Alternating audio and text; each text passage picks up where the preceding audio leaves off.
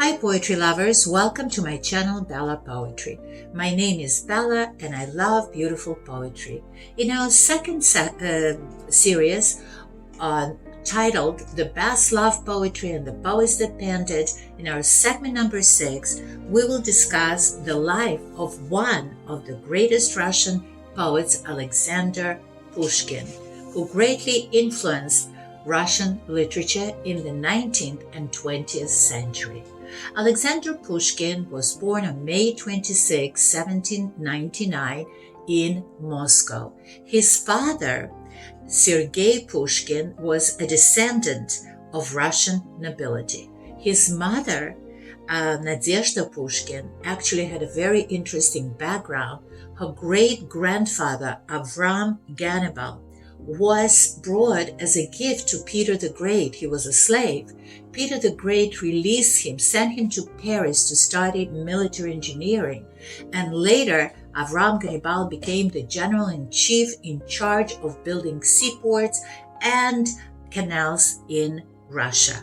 But by the time Alexander was born, the family lost its influence and its money, and so he was raised they became more or less like minor nobility.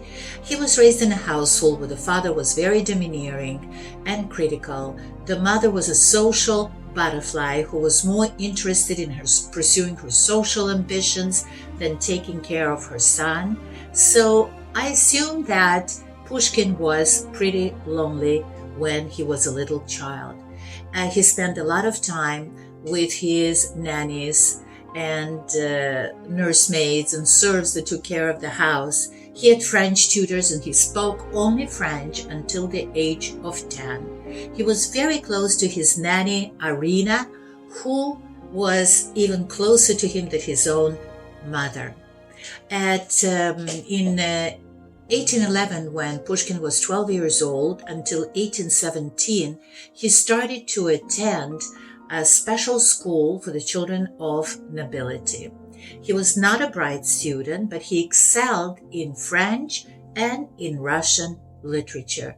From 1814 till 1817, he wrote in excess of 130 poems. When he finished school, when he turned 18, he started to lead a very wild and undisciplined life. He was gambling, he was drinking, he was having affairs with different women. He fell in love very, very easily, and he was called Don Juan of his time because of his kind of philandering, let's put it this way. The poetry that he wrote at that time was not published because the government considered it inappropriate. He also started he became very radical in his views, and the government was not happy about it. He was a member of a decabrist movement. The decabrists rebelled against the government, and many of them were killed as a result or exiled to Siberia. He was not exiled to Siberia, but he was told to leave the capital. He had to leave, and in 1820, and for 6 years, he could not return. So where did he go? By the way, in 1820, he wrote his famous narrative poem, Ruslan and Ludmila, Romance, which was a romance composed of fantastic adventures. He went to Caucasus and he went to Crimea. He also settled in Kishinev for a couple of years because these are the places that he could stay at. By the way, I was born in Kishinev, so this fact is very interesting to me because his history was in some way connected to my history. And in Kishinev at that time was a provincial town, and he was quite bored there. He became a governor official. He had to earn money, and he didn't earn money yet from his poetical works. And he kind of, went out with friends. He started gambling, drinking again out of boredom. In 1823, he moved to Odessa, which is a port city, which is today a part of Ukraine. And in Odessa, he again got into trouble with the government. He wrote a letter to his friend in which he said that he's taking lessons in pure atheism. In other words, he was against religion. And the government became upset with him, and he was exiled again to the other side of Russia, to Mikhailovskaya Selo near the city Pinsk, where his mother had a rural estate. But when he arrived there, his parents, especially his father, was extremely angry with him for his conduct and for his views, and they left the estate and left Alexander Pushkin alone. He kind of spent the next 2 years mostly by himself, writing a lot. Sometimes he went to the city, sometimes he invited some of his friends, but most of the time he was by himself, writing and writing. He finished 3 chapters of his most famous work, Evgeny Onegin, a story about a man who stays at one of his estates and rejects the advances of a young girl called Tatiana. I just recently, by the way, read Evgeny Onegin, and I absolutely loved it. So he stayed there and he wrote a lot. He wrote 3 chapters of Evgeny Onegin, and he also wrote a tragedy, Boris Godunov. By 1826, Tsar Nicholas I forgave him, allowed him to come back, but on one condition. He said that he's gonna censor everything he writes, and he will tell him which works could be published and which could not. Obviously, I'm sure Pushkin was quite annoyed by that condition, but he didn't have a choice. He wanted to go back to a Russian society. And as I said, when he went back, he became quite a Don Juan. In 1829, he made a list with the names of women. In one column were the names of women who he loved, and in another column, there were the names of women that he was infatuated with.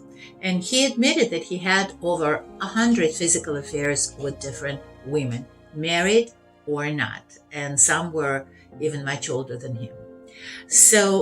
But in 1828, Alexander met the beauty of the city. She was considered the most beautiful woman. Her name was Natalia Goncharova. Natalia Goncharova was only 16 years old. She also belonged to a nobility. She was very, very beautiful. And obviously, Alexander fell in love with her the moment he saw her. That's what he reported to his friends. But Goncharova's mother did not want them to be together. He proposed to her, but was rejected by Goncharova's mother, who said that he had no money, he had issues with the government, his reputation wasn't that very good, and her daughter was too young. So Pushkin became extremely upset by the rejection, and he went to visit his army friends in Caucasus in 1829, who were fighting the Turks.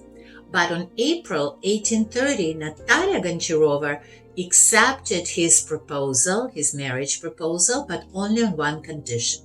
First, she had to find out if Pushkin will not be exiled, if he is not in trouble with the government. She was reassured that he is not, and so they decided to get married. On May 5th, 1830, they got engaged. But they had to postpone the wedding for 1 year because there was an outbreak of cholera and a lot of people were dying. Finally, on February 18th, 1831, the couple got married in Moscow. Alexander Pushkin spends the last 6 years of his life in St.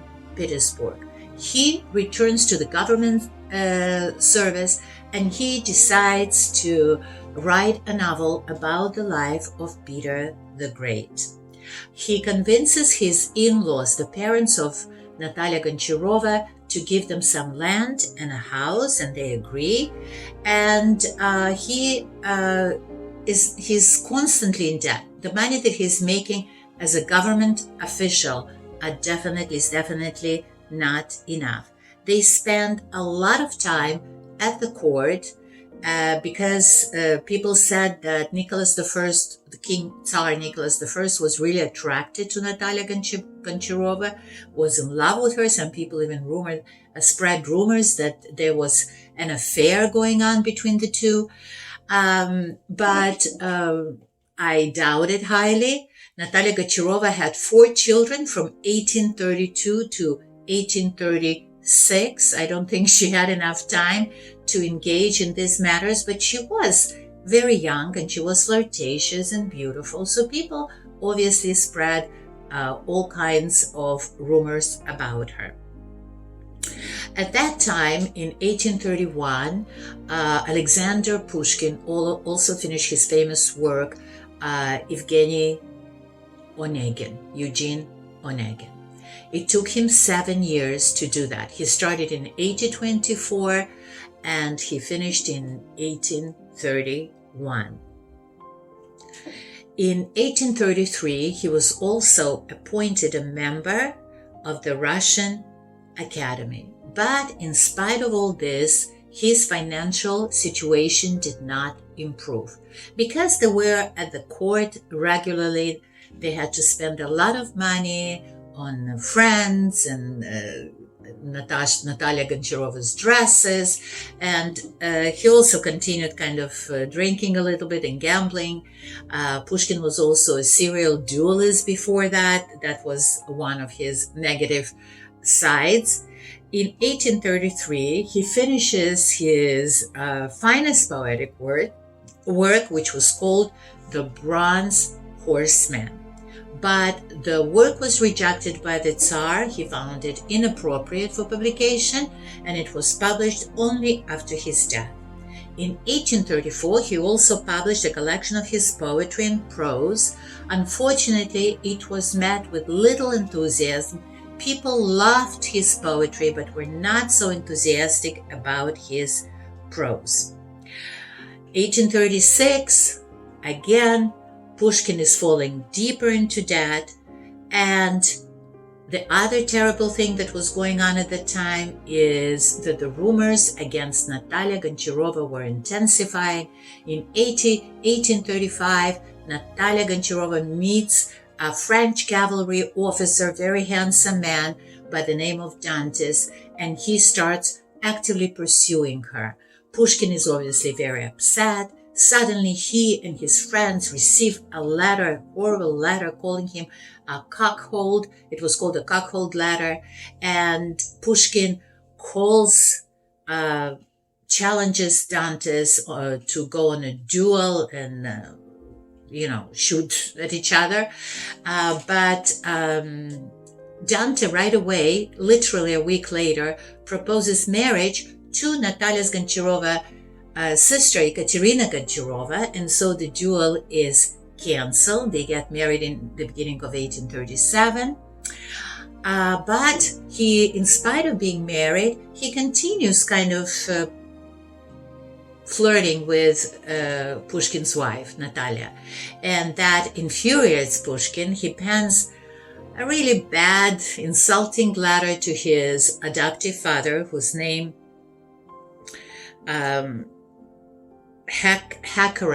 his name was Hakarin, and he accuses Dante's adoptive father of having incestuous relationship with his adoptive son, Dantes. Obviously, this is a good reason for a duel. The duel is back on. They meet, they shoot at each other. Dantes is wounded in his right arm, and Pushkin is wounded in his stomach. This is a fatal wound. They carry Pushkin back to his house in St. Petersburg. I actually visited St. Petersburg a couple of years ago, and I was in this house. I saw the bed where they put him. He was suffering there for 2-3 days, bleeding profusely in horrible pain, and they couldn't do anything for him but to watch him die. Before his death, he begged Nicholas I to provide for his family, for his 4 children. He had 2 daughters and 2 sons. And Nicholas I promised to do it. And on January 29, 1837, Alexander Pushkin passed away. He was buried next to his mother, close in a Mikhailovskoye Selo, close to the city Pinsk, where they had the rural estate. Pushkin, Russia lost a wonderful poet, the best poet. They consider him the father of Russian Revolution. He introduced Russia to all kinds of different literary genres, lyric poetry, narrative poetry, the novel, the short story, the drama, the critical essay, and even the personal letter. And the great love story between Pushkin and Natalia Goncharova came to an end as well. Although, he said that he loved her very much, but she was 113th name on the list of the women he was in love with. And all these women served as a great inspiration for his amazing poetry. I will read to you a quote by Pushkin. It's kind of like a little poem. I've lived to bury my desires and see my dreams corrode with rust. Now all that's left are fruitless fires that burn my empty heart to dust. Beautiful.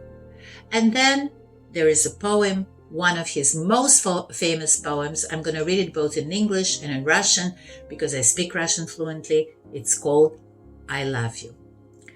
I loved you, and I probably still do. And for a while the feeling may remain. But let my love no longer trouble you. I do not wish to cause you any pain. I loved you, and the hopelessness I knew, the jealousy, the shyness, though in vain, made up a love so tender and so true as may God grant you to be loved again. Beautiful. And I read it to you in Russian so you can feel the music of the language. Я вас любил. Любовь еще, быть может, в душе моей угасла не совсем. Но пусть она вас больше не тревожит. Я не хочу печалить вас ничем. Я вас любил безмолвно, безнадежно, то робостью, то ревностью томим. Я вас любил так искренно, так нежно, как дай вам Бог, любимой, быть другим. Such a beautiful, beautiful poem, and it was written in 1829, actually a year after he met Natalia Goncharova, but it wasn't dedicated to Natalia Goncharova. It was dedicated to Anna Alexeyevna Andra Alenina, who was she was the Countess de Langeron, and she was Pushkin's mistress from 1828 to 1829. And so our segment comes to the end with this beautiful poem. Thank you for visiting us. Please visit us again. Next week we will discuss and read the love poetry of a wonderful Victorian poet, Christina Rossetti. Don't forget to like and to subscribe. Your support is extremely important to us. And have a wonderful day. Bye-bye.